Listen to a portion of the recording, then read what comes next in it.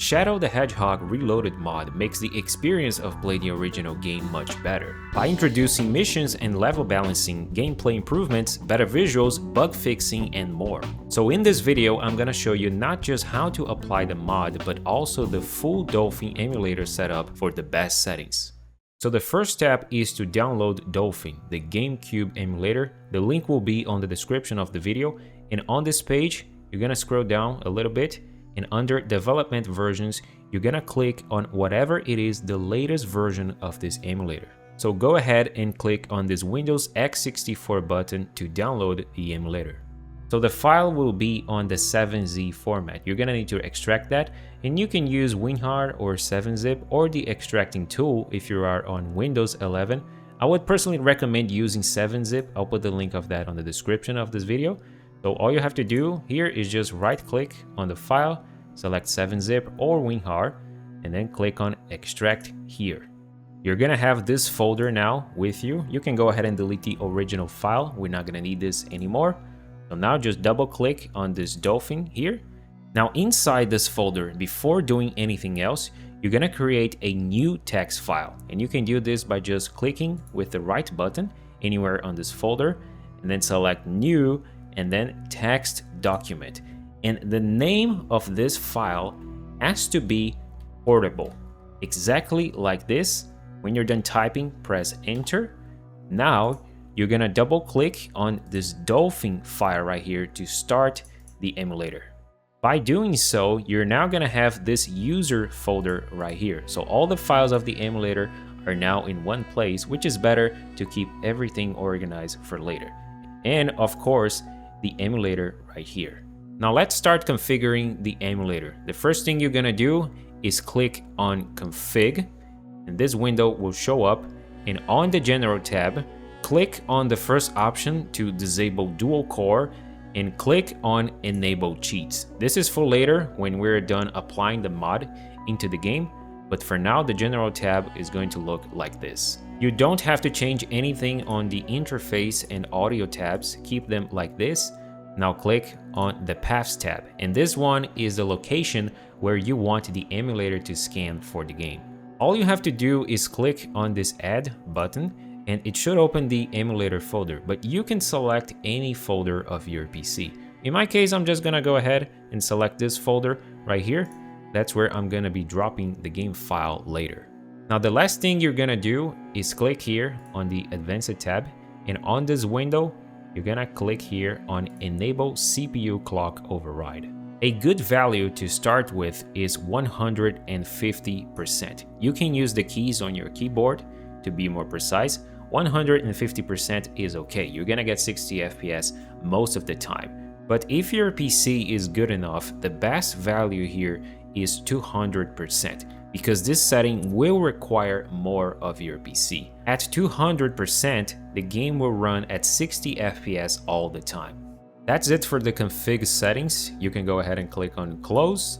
This time you're gonna click on the button right next to it, the graphics button. On the general tab, the first option, backend, by default it's set to Direct3D 11, and this is a good one to play the game, but Vulkan also works pretty well too. So you're gonna pick either Direct3D 11 or Vulkan. Start with this one, and if the game is running with some graphical glitches or something like that, you can try with Vulkan here. I'm gonna go with Direct3D 11. For the adapter, this should be your main GPU. If you have a dual GPU setup, you're gonna select your main GPU. On aspect ratio, by default, it's set to auto, and you're gonna change this to stretch to window because the Reloaded mod has a patch that gives us true widescreen display, and it's better to use stretch to window because on Force 16:9 you still get some black bars on the corner of your screen. Still here on the general tab, you're gonna head over to the shader compilation section. This part is important for the performance of this emulator. By default, it's set to specialized, which is good if you have a weak GPU, but the option right below it, hybrid Uber shaders, is pretty much the best one to use even if you don't have a good GPU. If you try the game and the performance isn't good, you can come back here and set this back to specialized. Now let's head over to the Enhancements tab, And the first option, internal resolution, this one is self-explanatory. The higher the resolution, the better the game will look. But of course, by increasing the resolution, it's gonna require more of your PC. So what you can do here is, after you're done configuring everything on this video, you can play the game at native resolution, and while the game is running, you can come back here to the graphics settings and increase the resolution to 2x. And if the game is running great, if the performance is okay, that is, you can increase the resolution even further until the game is looking good, and if the game is running great as well. For the anti-aliasing, keep this at none, and for texture filtering, you can go ahead and click on 16x. This will make the game look better and has minimal impact on performance. Now switch over to the Hex tab, and in here, you're gonna enable everything that isn't currently on, with the exception of vertex rounding and VBI skip. Everything else must be enabled. And on texture cache, you're gonna change the slider here to the middle value. So it's gonna look exactly like this. Finally, select the Advanced tab, and under Utility, click on Load Custom Textures and Prefetch Custom Textures. This is for the mod later on in the video. And with this, we are done on the graphics setting. Click on Close. Now click on the Controllers button to configure the controller, of course. And on this window, where it says GameCube Controllers on port 1, make sure that it says Standard Controller, and you're gonna click on this Configure button. And you can use your keyboard to play on this emulator, but you can also use a controller as well. And pretty much all the main controllers out there from Xbox and PlayStation, and even third-party controllers, are all working on this emulator. So if you don't have your controller plugged in, go ahead and do that right now.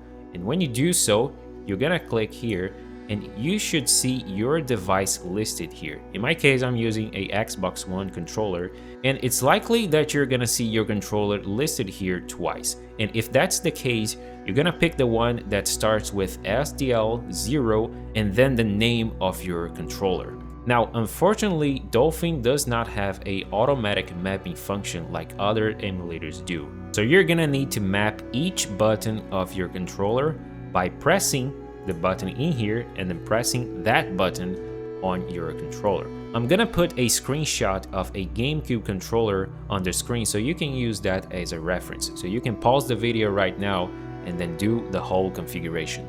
To enable the controller vibration, on this rumble section, you're gonna click on this bar that says motor, and this window will show up. And it's likely you're gonna see these three options in here. And regardless of what controller you're using, the best one to select is the first one that says motor. When you click on that, click on select, and if you click on this test button, you should feel your controller vibrating right now. And that's pretty much all you gotta do here, so click on OK, and we're done here with the controller settings. So click on close, and close this one as well.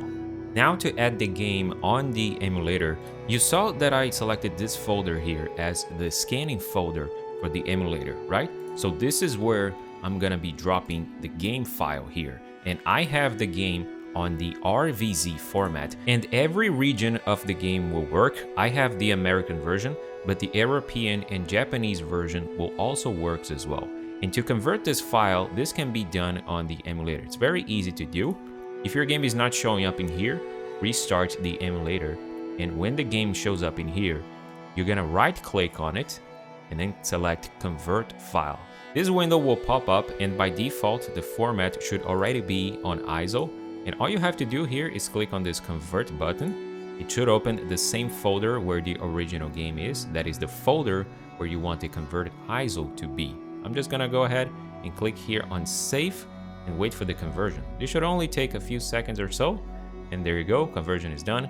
Click on OK, and you should now see two versions of the game. And back on the emulator folder, I now have the game on the ISO format. At this point, if you want, you can delete the original RVZ of the game. We're not gonna need that anymore, unless you want to keep that and want to play the game without the mod. Now we're gonna grab the mod files and they can all be found here on this page of GitHub. This is the official release page of this mod. Every information about it can be found in here. The link will be on the description. And on this page, you're gonna click here on whatever it is the latest release available. It should take you to this page now. And here we're gonna get two files, the mod itself and the additional patches. The mod file can be found in one of these links in here, preferably this first one. So you're gonna click on that and make sure that you get the mod that matches the region of your game. I'm gonna put on the screen right now what every NTSC means so that you get the correct version of the mod. And also when you're in there, get the version that says widescreen on the title. Also here on this page, you're gonna scroll down a little bit and get to the assets section. And you're gonna download this file right here, the Dolphin add-ons. Go ahead and click on this one, download it, and place it on the same emulator folder. Now back on the emulator folder, I have both files with me, and we're gonna start by applying the mod into the game. First, you need to extract the mod file from this 7z file in here. There's gonna be a single xdelta file inside, so I'm just gonna extract this from out of it. And to apply the mod, you're gonna head over to this website right here. I'll put the link on the description of the video. And on this page, you're gonna start by heading here to source file where it says select file. You're gonna click here once and navigate to the emulator location. And you're gonna pick the ISO of the game right here. Double click on that. Next, under patch file, you're gonna click here once again. And this time, you're gonna pick the xdelta file, the reloaded mod. Double click on that. Now you just have to click on apply patch.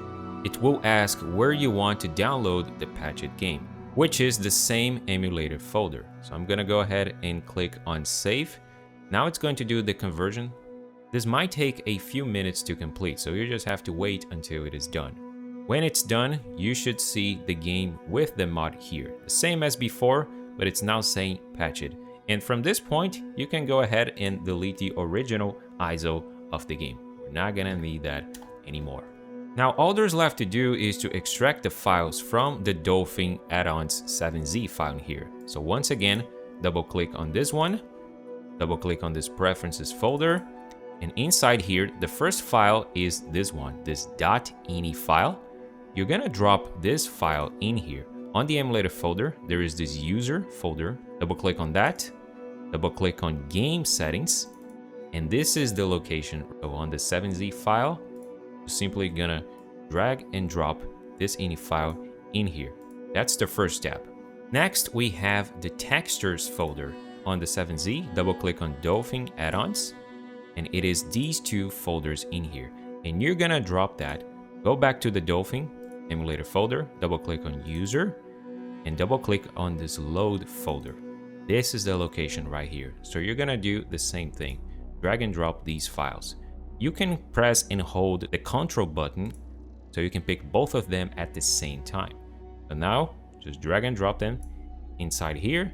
It'll only take a few seconds, and there you go. Now all we have to do is go to the emulator. On the reloaded mod, right click here and then select properties. This window will pop up and you're gonna head over to the Gecko codes tab here, and this is where you can find all the cheats for this mod. So you can just pick the ones you want and click on the little box right next to it, and the next time you start the game, they're gonna be there.